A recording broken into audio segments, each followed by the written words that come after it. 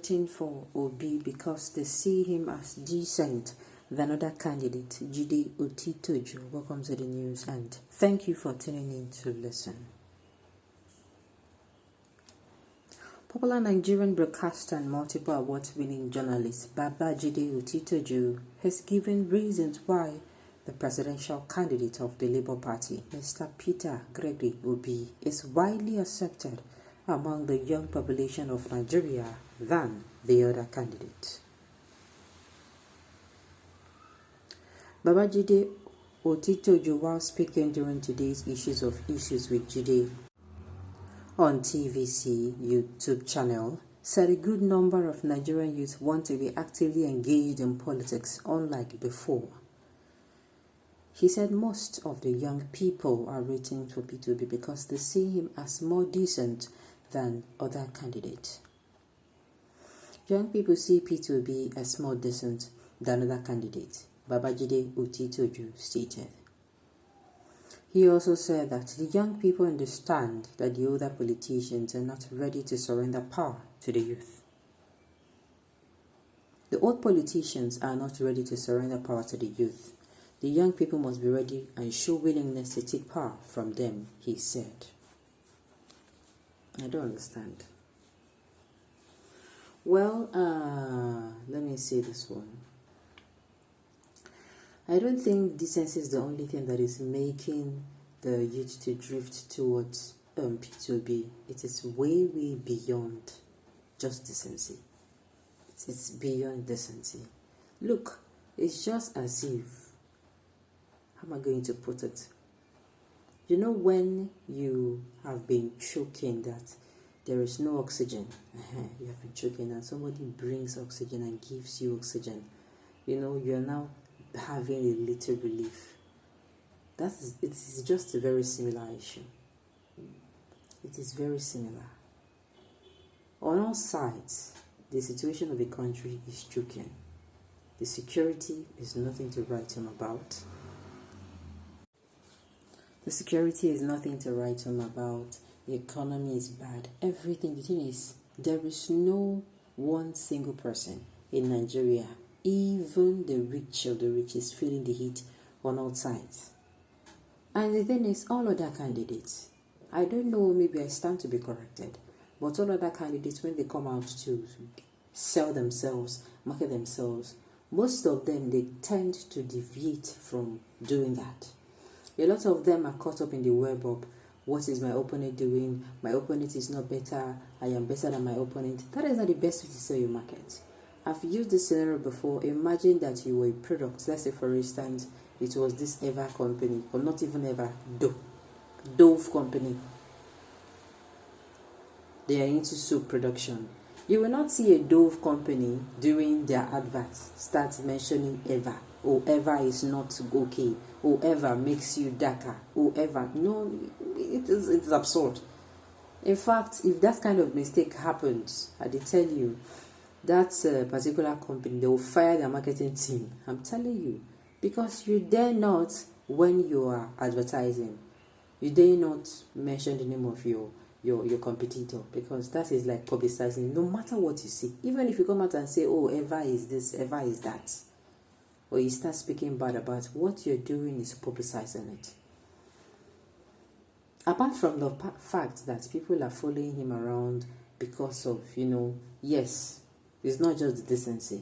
Obi has shown them that, look, when you look forward to something, somebody can't say,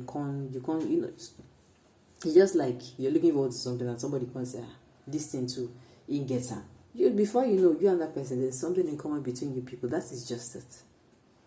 His manifesto is there.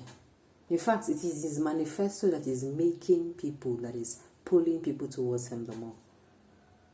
Yes, he's not just giving you, what's it called? He's not just singing you rhymes. He's not telling you, oh, this is what will happen in the economy, or I'm going to take the economy from this. He's giving you workable strategies. Because I've said it before, previously, they used to come out and sing us lullaby. They will come and they'll tell you, oh, that they're going to create 3 million jobs per year. They're going to tell you that, oh, they are going to the power sector is going to be better, then there's going to be 1 naira to $1, and we are going to accept it. They keep singing us this type of rhymes pre-election period every single 4 or 8 years. You see them singing it, and at the end of the day, I mean, it is just like lullaby to me. It's like rhymes. You know, when you're a child, your baby tell you, "Oh, mommy, I'm going to buy you a car." You see that during that time, that future impossible. I'm not saying your baby might not grow up. Oh. I'm saying at that time, you say, "Oh, thank you, baby." That is how it sounds. They don't give us workable. Okay, fine. You're going to be creating 3 million jobs per year, according to this administration. When they were coming in 2015, that is what they told us. They said we'll be 1 naira to $1. They did not give us workable strategies. They did not tell us if they've done their homework. Everything is just based on. And now, if you even go back to other news, in fact, as far back as, let's say, last year, other news from last year, there's this particular article where APC came out and said, "Oh, that they did not know that it was as bad." I'm saying, "Oh, so you're trying to tell us that the promises you made us, that you did not do your homework before coming out, even you just use them as campaign strategies." So people are seeing something totally different from that. People are seeing, at least, and I tell you, I keep saying that they have refused to give us restructuring. They have refused to give us referendum. That is why we should make sure that come 2023, we come out and take this thing, because it's a matter of life and death. It is 2023 that we have. It is our only opportunity to get to Nigeria, or to take the country back from those so-called old politicians, according to Otisoju. Okay, Otisoju is not about the old politicians surrendering to the youth. The youth news from the past that the old corrupt politicians will never change. Okay. Neither Tinubu or Atiku can supervise projects because of their age, and corruption comes in when they will delegate some persons to do the supervision. I keep saying that, apart from the fact that, yes, there are some things, believe you me, there are some programs that the federal government brings out that we don't know about. But because those programs lack supervision, just like during the 2020, the sharing of those 2020 palliatives, you understand? The government gave out funds for it. Even the so-called woman in charge, she gave out funds for it, but she failed to supervise. There has to be a supervision committee that these people will know that people are watching them, so that they can sit up. And there will be no error. That supervision committee will be the one even gingering it.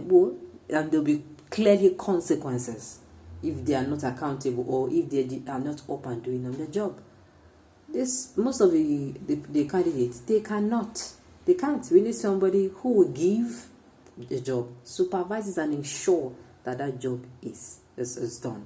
Okay, on this note, we have come to the end of the news. To say thank you for turning in to listen. Until I come your way next time, enjoy.